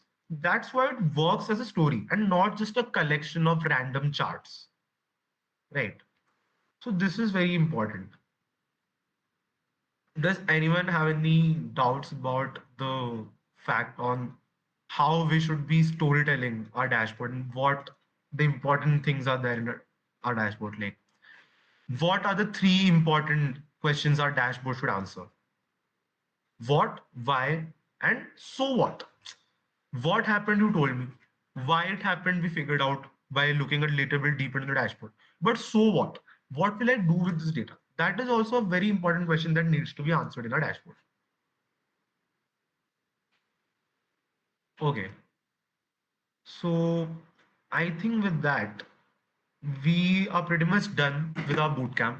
If you guys have any doubts, you can ask me. When should we use custom visuals versus built-in visuals? So Inspire, there is no such like the only difference between custom visuals and built-in visuals is that for the custom visuals you'll have to import them. When should you use it is like completely dependent on you and the data you're trying to show.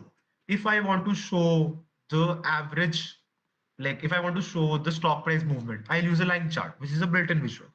But if I want to show like the user's gender by mental health risk category, I'll use a Sankey chart. Now, we could have used another chart over here as well, but I chose a Sankey chart because it was up to me and I could import it. So when you're choosing a visual, if you have the access to import custom visuals, it should not matter whether it's a custom visual or a built-in visual. What should matter is your message should come across clearly and it should be of use in the dashboard. It should fit in well. So do you guys have any other doubts regarding anything which has happened throughout the whole boot camp?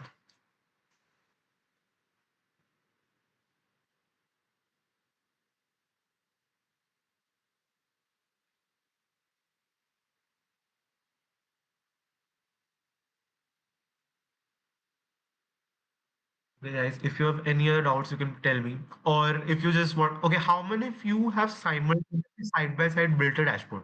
It does not need to be complete, but at least try it. And there are 4, 5 charts in your dashboard. There are some things, you've fiddled around side by side simultaneously with our sessions. How many of you have done that?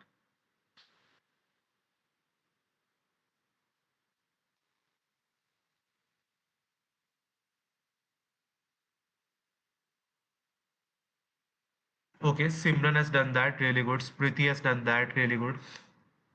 You're confused with how to choose the heads to make the dashboard data correlated. Okay. Kashish, what exactly do you mean by heads?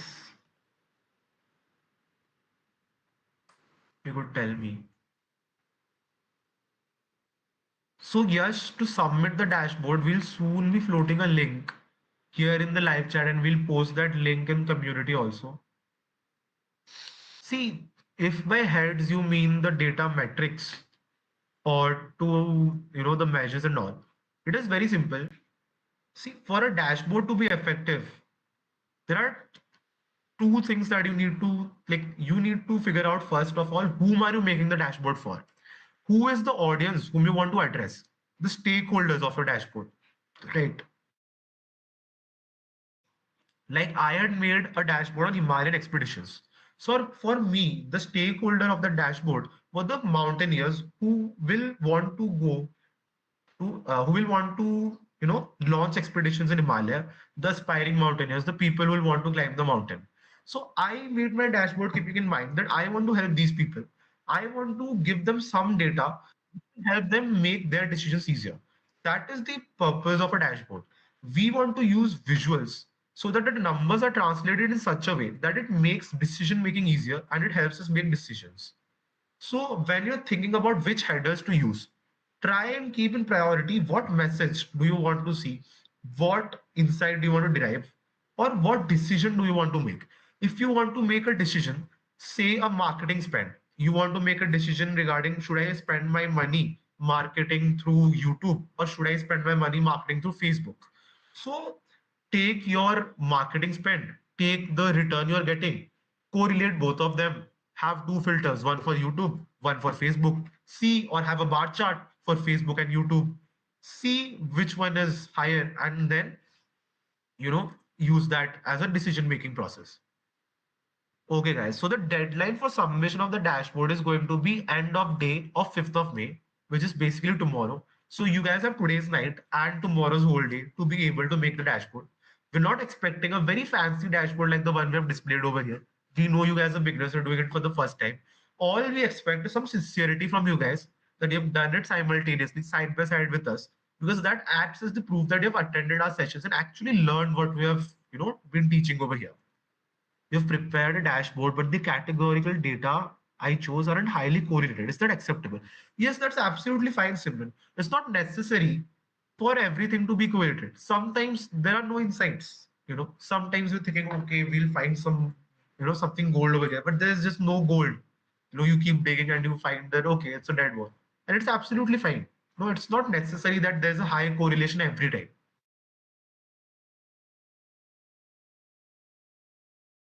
Okay, guys. So yes, Khushi, the deadline would be 5th May, 11:59 p.m. So PK Sharma, to connect on LinkedIn, you can just search Nucleus, States the College of Business Studies, Nucleus Analytics Society. That is our page on LinkedIn. You can tag us over there. If you have any feedback for the session, you can tag us over there. If you want to show your dashboard, actually, I think it's very a good thing if you make the dashboard and show it on LinkedIn to your people. So that acts as a proof of your skill, and do tag us while doing that. Subscribe to our channel so that you're updated about all recent upcoming boot camps or sessions we have. Do we have to submit the today's and yesterday's work as well? See, we are not looking for any particular work. All we want you to do is submit a dashboard. Now, since we have been building a dashboard simultaneously, you also would have been doing that. So just make some changes to the dashboard, as he should have told you in the starting how to prepare a final dashboard. Do that and just submit the dashboard to us. If you're doing it in a different data set, as Deepak had told yesterday, from where we can get data sets, we can get data sets from Kaggle, we can get data sets from various sources in the internet. Try and see if you want to make a completely different dashboard. That is also up to you. You will have more learning that way. Yes, this live stream will itself be available recorded once the stream ends. Don't worry. The content is going nowhere. It's going to be here till till YouTube is there. This content is going to be here. Okay, so I'll just clarify what is going to happen now. So basically, since we want to certify the people who are actually now learned what you have, taught and have a decent hold over Power BI, what we want to do, what we want for you guys is to submit a dashboard to us, because that will act as a proof that yes, you have attended our sessions, you have done what we have taught you simultaneously, or you took your own sweet time, but you did what we have taught. and you actually have the hands-on experience and skills to work on Power BI. So for that, you have to submit a dashboard. Very soon, I'll be pinning a link in live chat, and we'll also be sending the link in community. So over there, you can, submit your dashboard. Yes, you can use your own data. All we want to see is a nice, simple, good dashboard. You use your own data, you use the data we have provided in the resources, you follow the same method we have done, you follow your own method, make your own charts. That's completely up to you. See, there is complete freedom up to you to make the dashboard on any data set you want, any topic you want. We just want you to be able to, make a dashboard hands-on, right? Try and make a dashboard, on your own. It does not have to look as cool as this one. It can be very simple, very basic, just a couple of charts here and there, a few buttons for navigation, a slicer. Just try and apply everything we've learned, because that is how true learning will happen. And also explore Power BI. There are so many things still left in Power BI which can be explored, which we also don't know, and we would want you to explore and tell us someday. Okay, so I think it is about time that we upload the link for the dashboard. So let me just do that.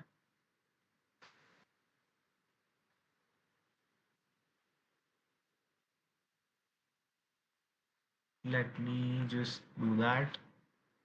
Add you, put out the link for you guys to submit the dashboard. And don't worry, you guys have ample time up to 5th EOD. We don't need a very fancy dashboard. We just want a simple, nice dashboard. So should not take you much time to be able to do that. Okay. Zooming to. So guys, till then, how did you like the bootcamp? How were all the 3 days? Please tell me, give us some feedback so we can improve and come up with better content next time.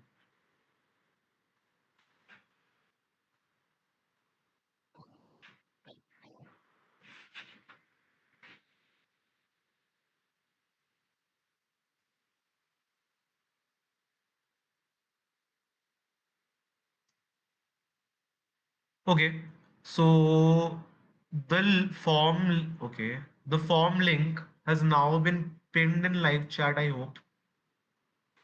Let me just pin it again if it's not pinned over here. Okay, so the form link has now been pinned in live chat. You can refer to the form. Over there, you will have to give a short quiz based on today's content, give your name and email address. That is important for the certificate. And then submit your dashboard. There's some questions related to your dashboard, the story, and then instead about your dashboard. So think about it and make a good dashboard. Don't try your best and submit a dashboard. Now let's just talk, what opinions did you have about our bootcamp? Oh, you want us to conduct an offline bootcamp? Last year we had conducted an offline bootcamp in our college, SSCBS College of Business Studies. And this year we wanted to reach more people, which is why we decided to conduct an online bootcamp. But if we conduct an offline bootcamp, mind you, we're in Delhi right now. Would you guys want to travel to Delhi and attend the bootcamp?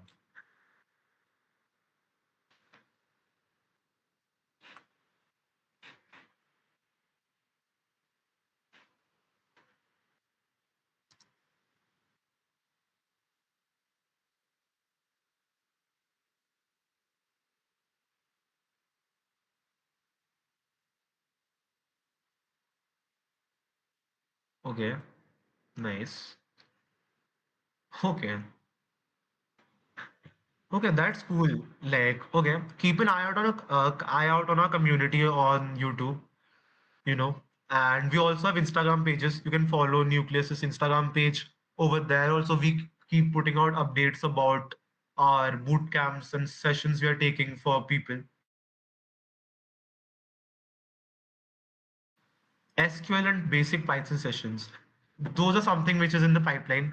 We are thinking about taking SQL sessions. We have really fantastic educators who can teach you SQL amongst us, you know. So yes, we definitely have the resources to do so, but the plans are there. We are trying to do something. Accommodation is free then, sir. Okay, let's see. Can we organize a boot camp regarding Excel? So Simran, you could go if you just go through our YouTube channel, you'd find videos around Excel, also videos around Power BI for the fact. So you can maybe check out those videos, see if those videos help you. Um, Let me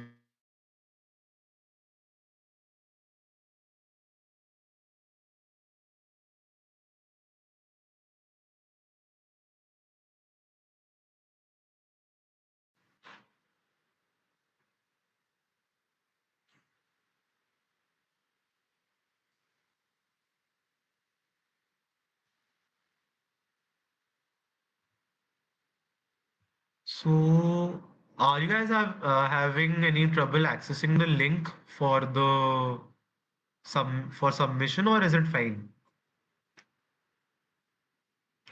If you guys are having any trouble accessing the link for submission, please tell me right now so I can just, check it.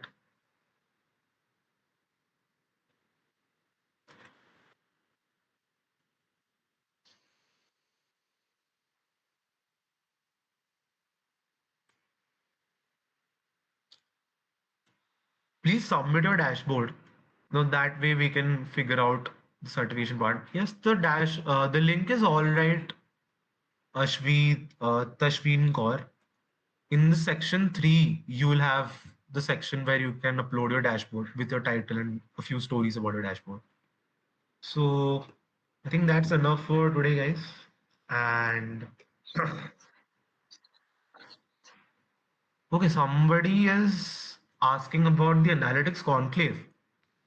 Do you guys know about the analytics conclave, guys? Unlocks, no, the analytics conclave. If we do a bootcamp in form of a competition, we actually have competitions around Excel and visualization also. We do have competitions around both of these things.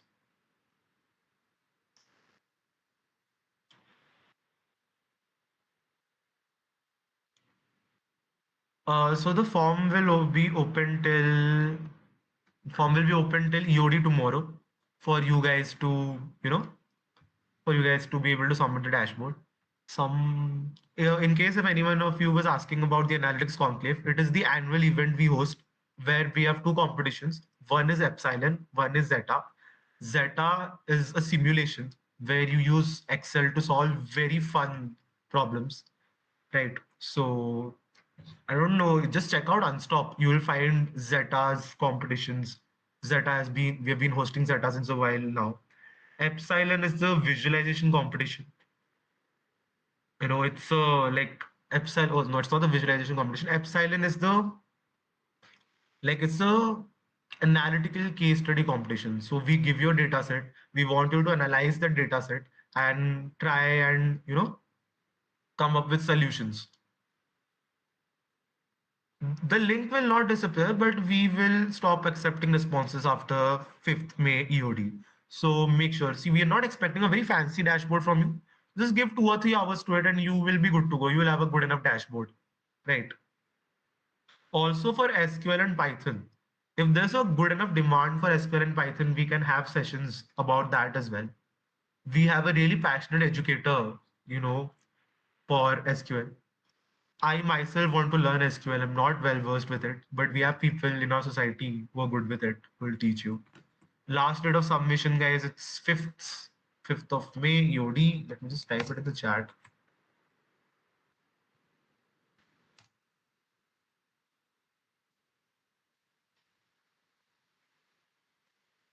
Okay.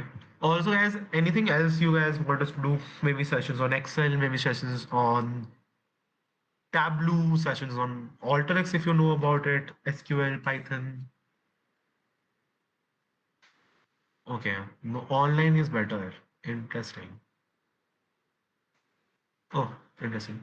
Okay, guys. So I think that's all for today. That's all for the whole bootcamp. It's a wrap on the bootcamp now. And I hope we guys will meet again because we'll be doing this bootcamp again next year also. We'll be coming up with even more crazy stuff. Python for finance. So that's a good idea. We'll look into it. So we have lots of things in plan. You know, keep in touch with our YouTube channel.